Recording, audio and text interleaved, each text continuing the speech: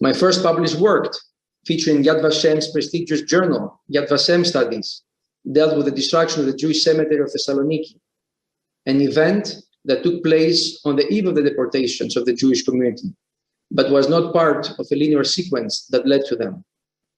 In fact, neither its actors nor its motivations came from Berlin.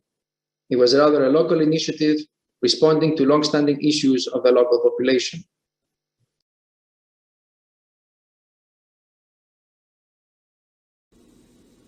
Could you describe in more detail the relationship between Jews and non-Jews in your early childhood? In my early years, they were very good because we had neighbors we were very friendly with. My parents were well liked. They were prominent till Hitler, till I think in the early 30s, 1933, 32. The only incident that I remember as a child is in 1927 or 28, I'm not quite sure, the Jewish cemetery was desecrated and all the stones were thrown over. And I think this was the first time that I was made aware of that there was anti-Semitism. What did your parents tell you about that incident? Very little. We were not taught much at all. But you found out and you talked. And then my father went and took the grave of his parents and had cement laid down so that this incident couldn't happen again. And then later on during the war, the Germans did the same thing. They used the stones to pave streets and sell the stones for buildings. So the cement didn't do much. I remember being absolutely wild with rage after the war when we heard that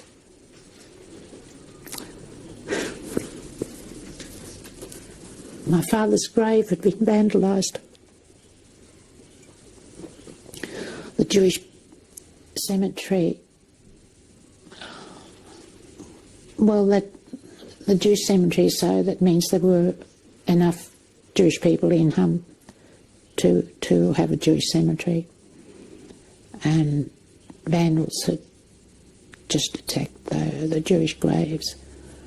We got that information from the lady, I don't like the term maid, what we'd call home help here, and she actually corresponded with my mother after the war, and she used to go and tend to my father's grave.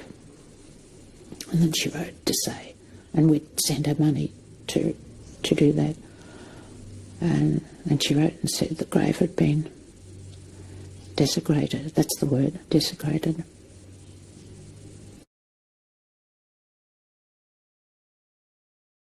So once you crossed the Saar River, you were in Germany and you were moving forward. What happened next? Well, other than firing some shots at the Germans, that is by our artillery, I got an inkling of how the Germans were treating the Jews, and that was in the village of Hoof. That's H-O-O-F. There the Germans had desecrated a Jewish cemetery. We saw the tombstones knocked over.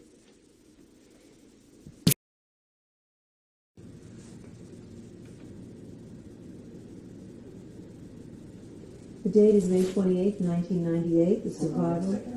What is in this photograph? Where and when was it taken? Jewish cemetery in Częstochow. It was taken after the war.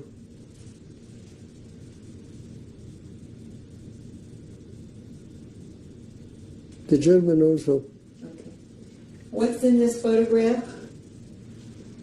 Cemetery in Częstochow, destroyed by the German, helped by the Poles.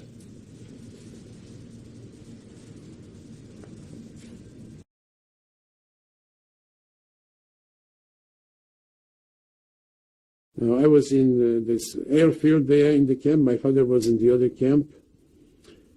And it was a good place to hide, you know. There were several other camps like this around Krakow, where Jewish people thought it was a good place to hide until the war ends, you know. We had to do a little work there, you know, but there were no atrocities there at the airfield. And we were treated fairly decently there, you know. Of course, there was not enough food, but we were able to get more food by being in contact with the Polish civilians working there. And this was going on until July 1943, when the situation in the east, on the Eastern Front, was growing worse, and the Soviets were pushing the Germans out of Russia, and then on the outskirts of Poland, they decided to consolidate all the small camps for security reasons into the large camp, and this is where they took us, all the Jewish people from Plaszow, from the airfield into Plaszow. The ghetto in Krakow did not exist for 3 months already. The ghetto in Krakow was liquidated by March 1943. I wanted to ask you, were you aware while you were in Krakow or in the airfield about Schindler at all? Very little, very little. You didn't know about the factory, really? We heard that there was a Malia factory that was owned by the Jewish person before the war, but now it's owned by a German known Schindler.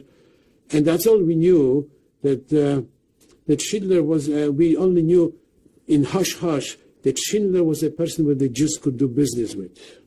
And he was a German, but in hush-hush we knew that Jews could do business with him. So in the ghetto, the last liquidation of the ghetto, where were you? I was at the airfield, in the camp at the airfield, in the Flugplatz. So you were safe? Yes, I escaped the atrocity of the liquidation of the ghetto, yes. But in July, the first week in July 1943, they began to bring all those small camps into Plaszow, because Plaszow was a very large camp. It was constructed at the right on the Jewish cemetery. It was a new Jewish cemetery, because the old one was already overcrowded. And it was almost on the outskirts of Krakow, in a hilly area with hills. And the people who were there incarcerated before I arrived there, it was their task to remove all the tombstones the Jews erected over the graves of their departed relatives. And they used those tombstones to pave the road there in the camp. Now, when I arrived there in July, the camp was already functioning. We were leveling a big mountain, leveling. There were hundreds and hundreds of graves on that mountain. This was the old cemetery where they were not using it anymore. We were breaking up the tombstones. The girls were sitting on the roads in big rows, and we were bringing over big pieces of rocks to them, and they were breaking them up into gravel for the roads. What type of rocks? What type of rocks? The tombstones. We were breaking up the tombstones into pieces and bringing over to the girls where they were sitting alongside the road with hammers and making gravel. And so when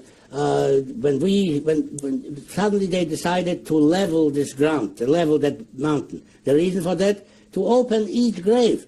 And every grave was opened, the skull, the jawbones with the gold teeth were there. Every grave had gold teeth. They were maybe 50, 60 years old, but they had the gold teeth. So we took off the gold teeth and put it in a bucket, and the skull and the jawbones were rolling down the hill when we were filling the ground. Who was buried in the graves? Who was buried in the graves? The people. This was an old cemetery from Krakow. There were rabbis. There were rich people there, because according to the tombstones, there were tombstones, marble tombstones imported from Switzerland before the war. Not everybody could do that. Huge, beautiful monuments, and this was there in that old cemetery. That old cemetery was completely leveled, and taking out the teeth. Every evening we had a full bucket full of teeth that one man couldn't even lift it. He had to make two people, this was very heavy. Two people had to lift it and to put it and take it in the office.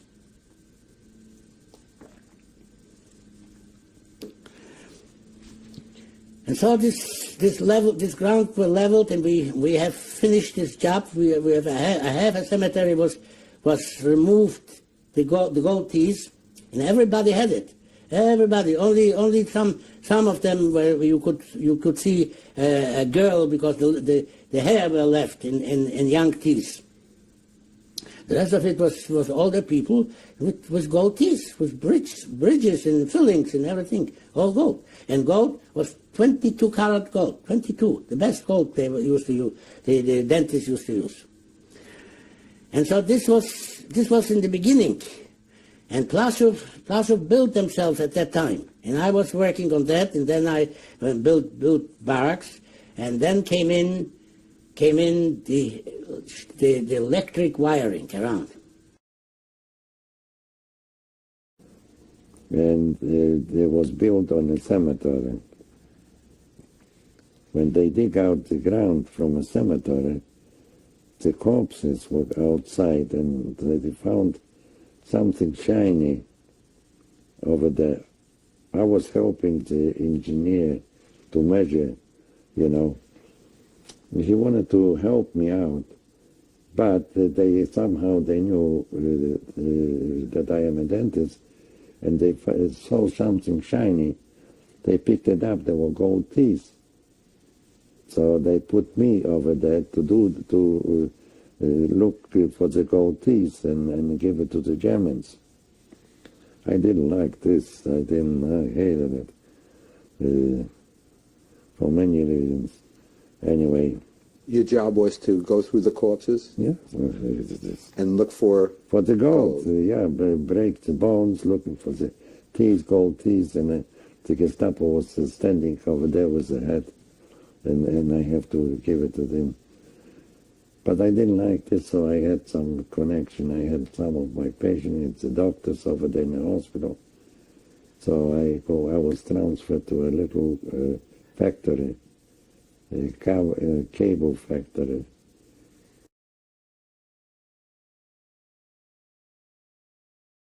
La sorpresa era que nos pararon frente a un cementerio judío, el más grande de Polonia. Y nos dieron diferentes trabajos. El primer trabajo mío en Maidán, qué sorpresa, sacar las lápidas del panteón, ¿cómo se llama eso? ¿Sabe usted cómo se llama? ¿Cómo siente uno? O sea, a esta edad, ¿cómo se llama? ¿Entiende? Yo soy, ¿qué soy? Físico. Sacar las lápidas